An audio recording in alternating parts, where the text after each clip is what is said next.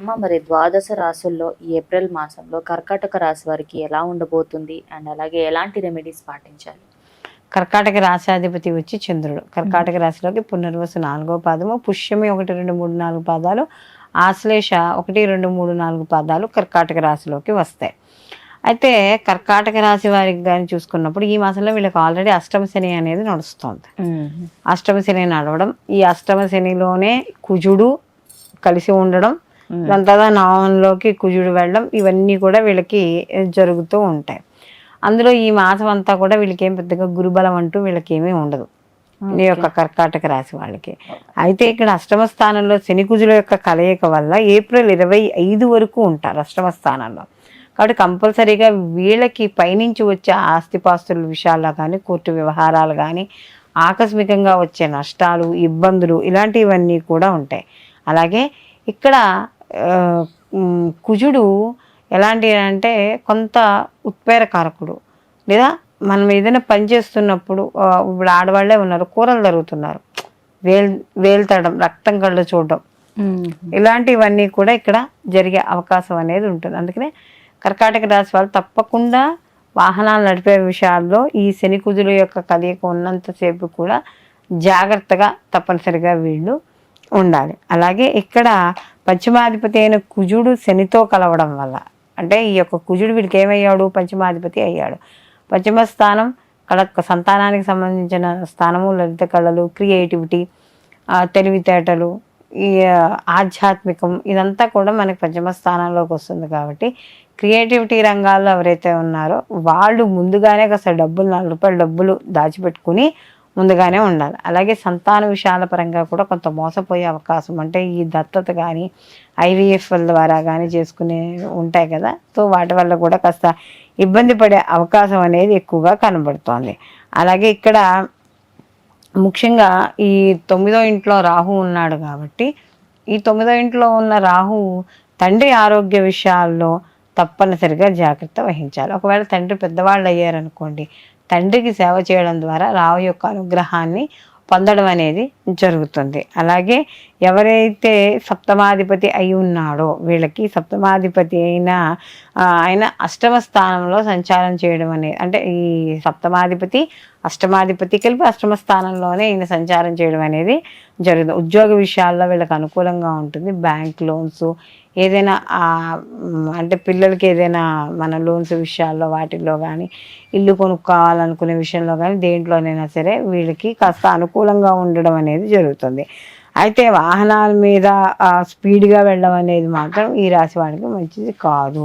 మొత్తం మీద ఈ రాశిలో ఎవరైతే ఉన్నారో వీళ్ళందరికీ కూడా ఈ ఏప్రిల్ మాసం అంతా కూడా వీళ్ళకి సామాన్యంగా వెళ్ళిపోతూ ఉంటుంది. పెద్దగా అంత ఇబ్బంది ఉండదు. అలా అని చెప్పి పూర్తిగా నష్టపోయేది కూడా ఏమీ వీళ్ళకి కర్కాటక రాశి వాళ్ళకి ఉండదు. ఈ కర్కాటక రాశి వాళ్ళు మరిన్ని మంచి ఫలితాలు పొందడానికి ప్రతి నిత్యము కూడా వీళ్ళు లక్ష్మీనరసింహస్వామి కరావలంబ స్తోత్రాన్ని కానీ, లక్ష్మీనరసింహస్వామిని ఆరాధన చేయడం కానీ, అలాగే వీళ్ళకి ఈ మనకి వెంకటేశ్వర స్వామి ఉంటారు కదా, ఈ వెంకటేశ్వర స్వామి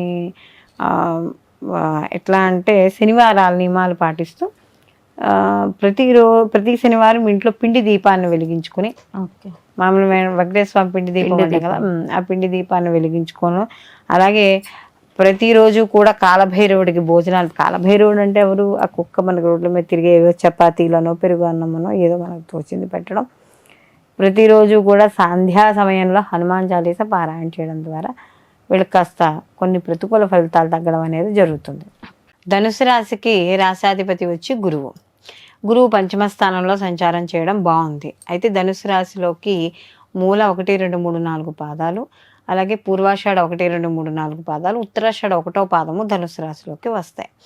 ధనుసు రాశి వాళ్ళకి ఈ యొక్క ద్వితీయ తృతీయాధిపతి అయిన శని భగవాను తృతీయంలోనే సంచారం చేయడం, అలాగే వ్యయాధిపతి అయిన కుజుడు కూడా వచ్చి తృతీయంలోనే సంచారం చేయడం కాస్త కొంచెం శుభ ఫలితాలను ఇస్తున్నా కూడా ఈ 2 గ్రహాలు ఒకే చోట కలవడం వల్ల వీళ్ళకి మధ్యలో సోదరుల మధ్య చిన్న చిన్న అవగాహన లోపాలు, కాస్త మిస్అండర్స్టాండింగ్స్ ఇలాంటివి వచ్చే అవకాశం అనేది ఎక్కువగా వీళ్ళకి కనబడుతోంది. అయితే ఇక్కడ ముఖ్యంగా చూసినప్పుడు వివాహ విషయాల్లో వీళ్ళకి కాస్త అనుకూలంగా ఉండడం అనేది జరుగుతుంది. ఎందుకంటే గృహంలో కూడా మంచి మార్పులు జరుగుతాయి. ఎందుకంటే ఇక్కడ వీళ్ళకి కానీ చూసుకున్నప్పుడు ఈ పంచమాధిపతి షష్టమాధిపతి అయిన శుక్రుడు వచ్చి వీళ్ళకి ఉచ్చ స్థితిలో ఉండడము, వీళ్ళకి అది కూడా ఈ శుక్రుడు కూడా లాభాధిపతి కూడా అయ్యాడు కాబట్టి కాస్త కొంచెం అనుకూలమైన ఫలితాలు ఉంటాయి.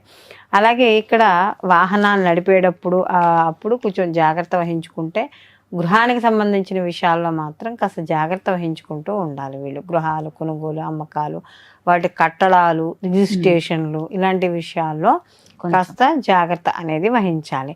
అలాగే ఇక్కడ సోదరుల వర్గాలతో ఇందాక మనం చెప్పుకున్నట్టు వాళ్ళతో మాట్లాడేటప్పుడు మాత్రం, ఎందుకంటే 2 గ్రహాలు కలిసి ఉన్నాయి కాబట్టి మనకి అక్కడ అక్కా చెల్లెలైనా అన్నదమ్ములైనా సరే కాస్త గొడవలకి కారణం అవుతాయి కాబట్టి, అలాంటి గొడవలకు కారణమయ్యే సందర్భాలు, విషయాలు, టాపిక్స్ ఏవైతే ఉన్నాయో అవి తెచ్చుకోకుండా ఉండడం అనేది మంచి విషయం. అలాగే ఇక్కడ ప్రాథమిక విద్య కానీ కావచ్చు, ఏమైనా విద్యార్థులకు అనుకూలంగా ఉంటుంది. క్రియేటివిటీ రంగాలు, క్రియేటివిటీ పరంగా చేసే వ్యాపారాలు, ఇవన్నీ కూడా మంచి అభివృద్ధిని సాధించడం అనేది ఇక్కడ ధనుసు రాశి వాళ్ళకి జరుగుతుంది. అలాగే రాజకీయ పరంగా కూడా అనుకూలంగా ఉంటుంది వీళ్ళకి. ప్రస్తుతానికి అర్ధాష్టమ రవిగా ఉన్నా దాని తర్వాత పంచమ రవిగా మార్పు చెందడం, ఉచ్చ స్థితిలోకి వెళ్ళడం, ఇవన్నీ కూడా వీళ్ళకి కాస్త రాజకీయ పరంగా అనుకూలంగా ఉంటాయి.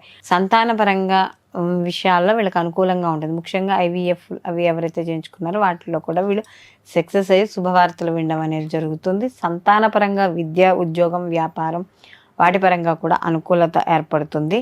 అలాగే గృహంలో కూడా కొంత అనుకూలమైన వాతావరణం, శుభ కార్యక్రమాలు చేయడం, ఇవన్నీ కూడా కనబడతాయి. అయితే ఆర్థికపరమైన విషయాల్లో మాత్రం ఈ కుజుడు శని దాని నుంచి మానే వరకు, ఎందుకంటే ధనాధిపతి అయిన కుజుడు, ధనాధిపతి అయిన శని భగవానుడు కుజుడితో వ్యయాధిపతితో కలిసి ఉన్నాడు కాబట్టి కుజుడు మార్పు చెందే వరకు అనవసరమైన ఖర్చులకు దూరంగా ఉండడం మాత్రం ఇక్కడ మనం చెప్పుకోదగ్గ సూచన.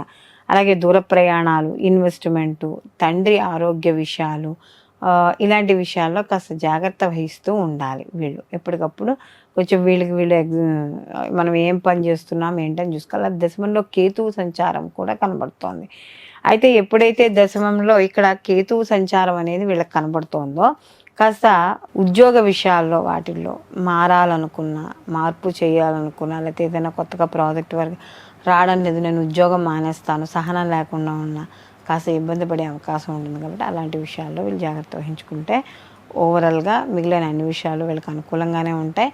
వీళ్ళు మరిన్ని మంచి ఫలితాలు వీళ్ళు పొందడానికి ప్రతిరోజు కూడా వీళ్ళు అమ్మవారిని ఇంట్లోనైనా సరే, గుళ్ళోకి వెళ్ళినా సరే కుంకుమతో అమ్మవారికి అష్టోత్తర నామాలు చదువుకుంటూ ఉండడము. ఎవరైనా మీకు మంగళవారం కానీ, శుక్రవారం కానీ, ఎవరైనా లేకపోతే ఏ వారమైనా సరే ముత్తైదు వస్తే ఉత్తినే పంపించకండి, బొట్టు పెట్టి ఏ పండో ఫలమో ఏదో ఒకటి ఇచ్చి పంపించడము. అలాగే గురు చరిత్ర పారాయణ చేసుకుంటూ ఉండడం. ముఖ్యమైన పనుల మీద బయటికి వెళ్ళేటప్పుడు మాత్రం ఇక్కడ లక్ష్మీ గణపతికి లేదా గణపతి గుడి ఉన్నా సరే ఆ దండం పెట్టుకుని వెళ్ళడం ద్వారా మీకు మరిన్ని మంచి ఫలితాలు పొందడం అనేది జరుగుతుంది.